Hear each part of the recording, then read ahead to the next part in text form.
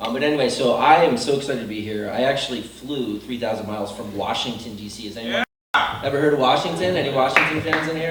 Okay, cool. Yeah.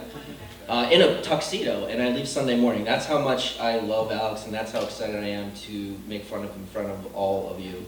But without further ado, put your hands together for our honored guest, Alex Petit.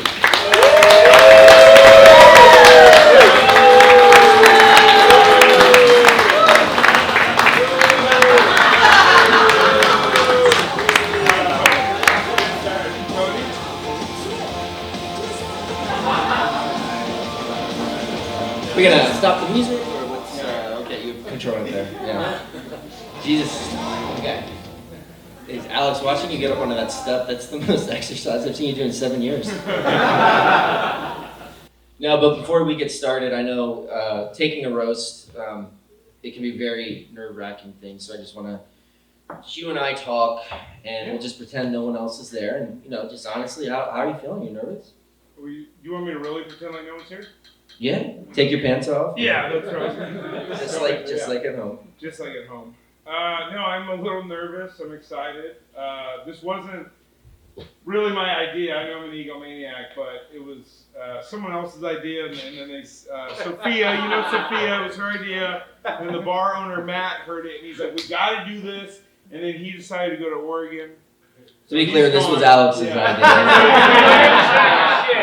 I'm not nearly drunk enough for this to start. So. Now, Alex, are you anxious that some secrets are going to be spilled tonight? Kyle, close your ears all night, buddy.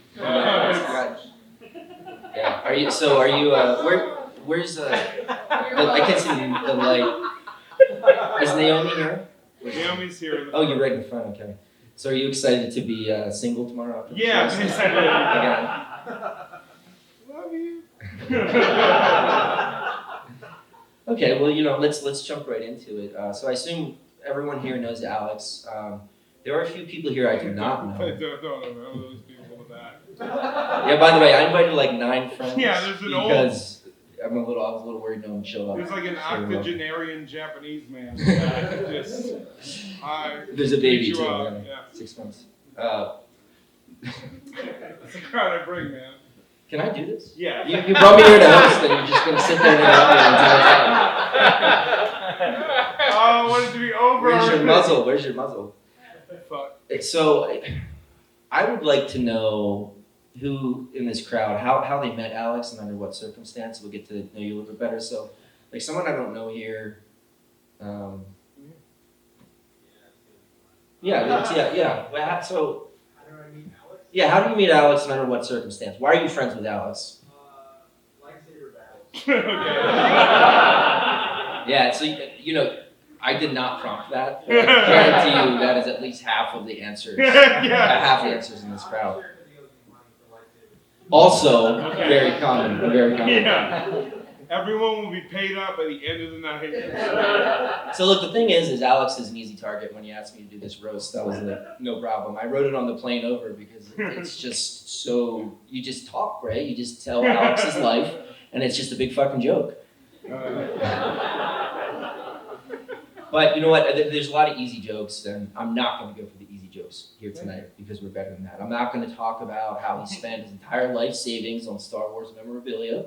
I'm not going to talk about the fact that at any given time he has more hemorrhoids than the moon has craters. That was confidential. I'm not going to talk about that his strangest fetish is Jim's calves. Actually, so Jim over here, ladies and gentlemen, he has excellent calves. Some of the best calves I've ever seen. Can't stop talking. Yeah. Did you ever notice that on those hikes, he's right behind you on those just panting away.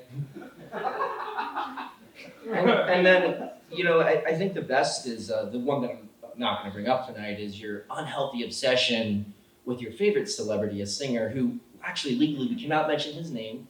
I'll give you a hint. It rhymes with silly pole, and he's a piano player. But actually, he put a restraining order on Alex because Alex kept sending letters in the mail requesting him to put his sweat in jars and send it back to him. So you know what Alex does, the clever minx he is?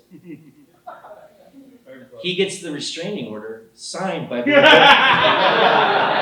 frames it, puts it above his bed. It's Yeah. true story. True story. It's very impressive. I actually do have a Diet Coke bottle that he drank out of in my house. Oh, Brad was on the piano. Brad, it was fucking Joan grabbed it for me. That's his wife. Not helping. I never thought I'd be standing behind the podium in an empty warehouse loading dock, owned by a second-rate brewery, in the parking lot of a strip mall along the interstate. Accurate.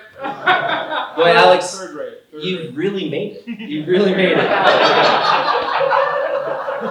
Look out, Hollywood. Here you come. Oh, fucking kill me now, man. You know, Alex loves strip malls because it's an all-in-one shopping experience. And if you know Alex, he just loves discounts. It's a place where he can window shop at thrift stores and gaze at the used underwear and used socks that he can't afford and can't fit into. Where it's talking. And he'll hop in the pawn shop and he'll sell those same items that he stole from the thrift store for $3.75. Then he goes over to H&R Block. He brings the ladies at the front desk his famous Snickerdoodle cookies so they can look past his 6 years of back taxes that he has not paid. 2 years. Then he goes to the Wells Fargo. He deposits the $3.75. He waits 5 minutes for it to earn interest. He pulls it out, $3.76, takes it straight to Popeyes, his favorite place in the world, buys a fried chicken sandwich and a large iced tea. Yeah, Alex tried to do the roast at Popeyes tonight, but I actually had to talk him out of it. So Alex and I, we met in Japan. We were roommates in Japan for 2.5 years. That's how we know each other. And living in Japan with Alex was very interesting because, to say the least, he did not quite fit in. I mean, you're overweight. I'm fat. The average Japanese person is 5'6", 150 pounds. Alex was 6'3", 230 pounds. Emphasis on the was. Oh boy. But it was great. Coming home each day, I always knew Alex was on his way because my cup of water on the nightstand would create ripples. And then as he walked in the door, our doorway was less than 6 feet tall. Every time without fail, I hear a loud thud and then Alex say, "God damn it, I hate this country and their tiny people." And so he just walked around with this huge lump on his head the entire time we were there. Alex's favorite restaurant in the entire world is it's a sushi round. It's a type of restaurant in Japan. Oh, yeah, that's fun. And so the way sushi round is set up is there's a gigantic conveyor belt in the middle of the room. It's sort of like a luggage carousel at an airport. And they put dozens of different types of sushis on plates, and it just goes around back in the kitchen and back out. And they have the tables pushed up against the conveyor belt, so anyone can choose from their sushi plates. The average person eats 5 to 7 plates. There's Alex. Alex was sort of a VIP because when he walked in the door, the manager would shut it and put a close sign. The employees loved him because after he finished there, the place would close for a month. They all got bonuses and went on holiday. I like sushi. But Alex would sit at the end of the conveyor belt. They redesigned it so it would go straight to him.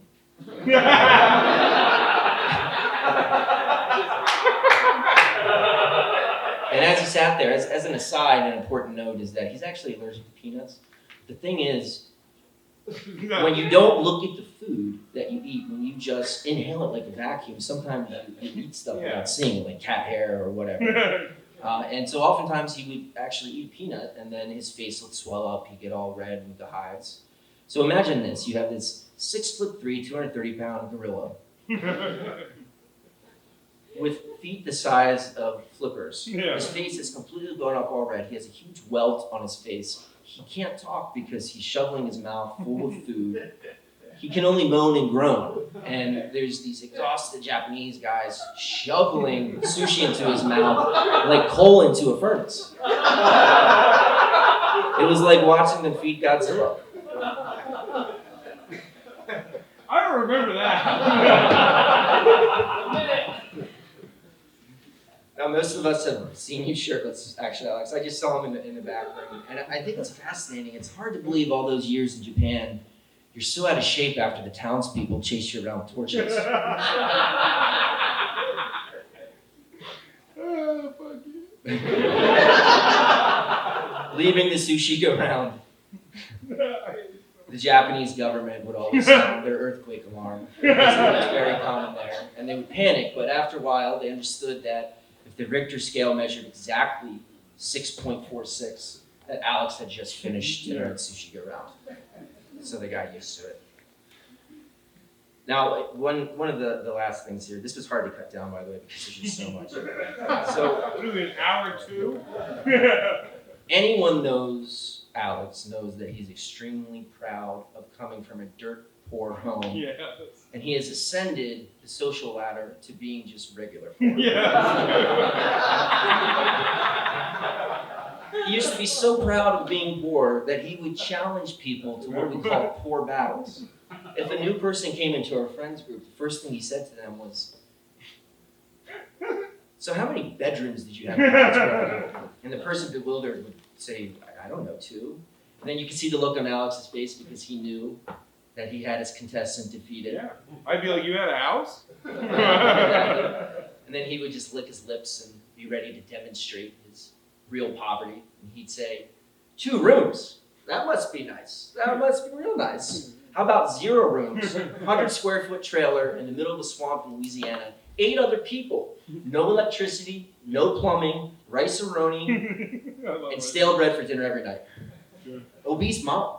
Yeah. Uneducated. Okay. Homophobe. Racist.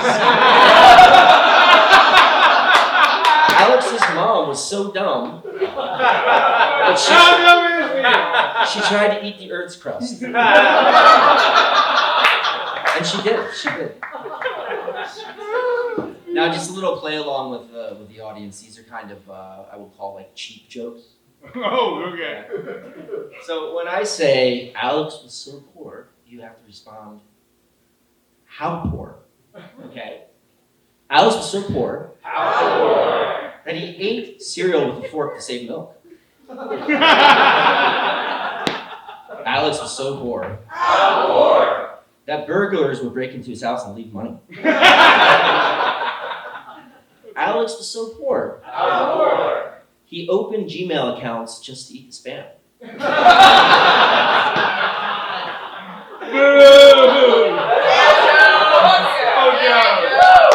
So dumb. I'm getting there, by the way.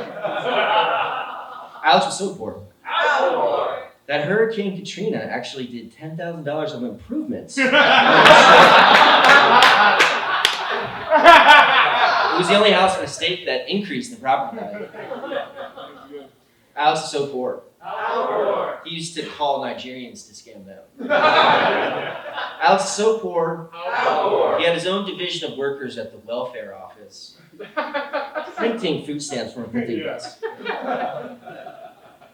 Last thing I'll mention is Alex has had a lot of job trouble in his years, but he's come a long way. I wouldn't agree with that. You've been fired more times than anyone I've ever met. Yeah.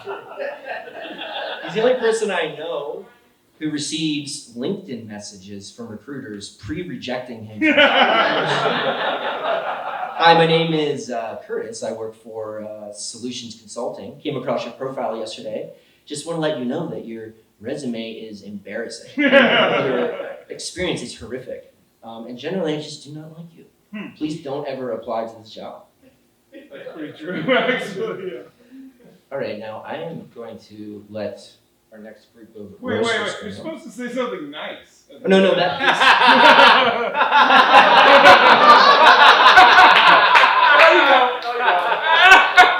Can't just move on. That comes out. All right. I have yet to write that.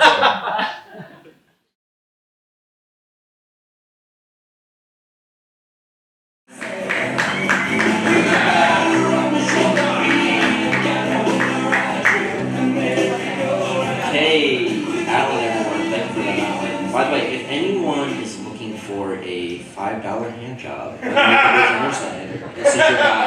This is your guy. Oh, nice. Okay, so now we are finished amongst the comedians. Thank God for you. Thank God. Big round of applause for me.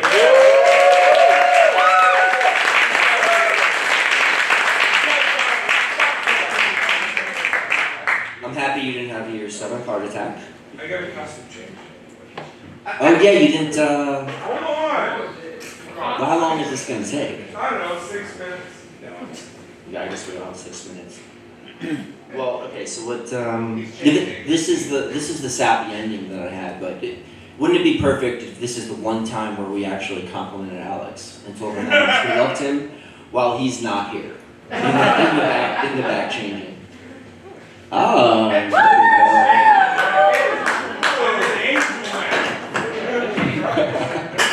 Didn't have a pair of cats that holds it in the back. Alright, fuck you. I got you, Brad, you little cocksucker. Alex did ask me earlier how this outfit looked on him, and I lied and I said it looked great.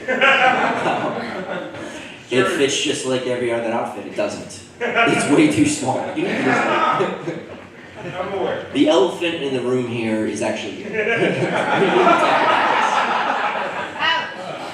That's rude. Stop laughing, Kyle. Okay, are you ready to be treated like a human for the first time tonight? Maybe. This might be awkward for everyone because this is very rare for this to happen, but I do want to finish the special evening recognizing how special a friend Alex is. Notice this is the one time that I'm actually reading off the paper because it's just like not. It's not natural. But really though, I flew wholly over here in Tuxedo to do this just for 2 days because it was a very important moment to recognize how special of a person, how special a friend Alex is. Alex has taught me that the fastest way to a person's heart is enabling them, empowering them to be comfortable enough to actually make fun of you. Have you ever thought of that, right? So like if you meet someone, people say, where are you from? Like, how's your family? But Alex goes right in and he basically has a sign that says, hey, I'm approachable, I can be vulnerable enough for you to make fun of me. And that's actually, that's a special thing. It doesn't always work out. Because it doesn't always work out, it depends on the crowd. But for us here, I would like to think that it has.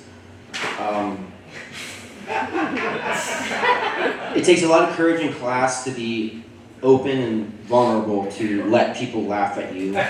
You make everyone around you feel better about themselves, you really do.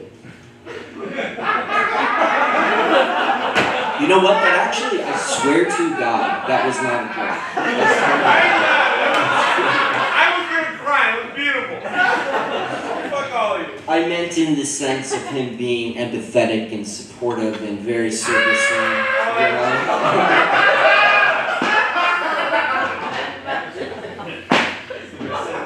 It's the best shot all night. Oh.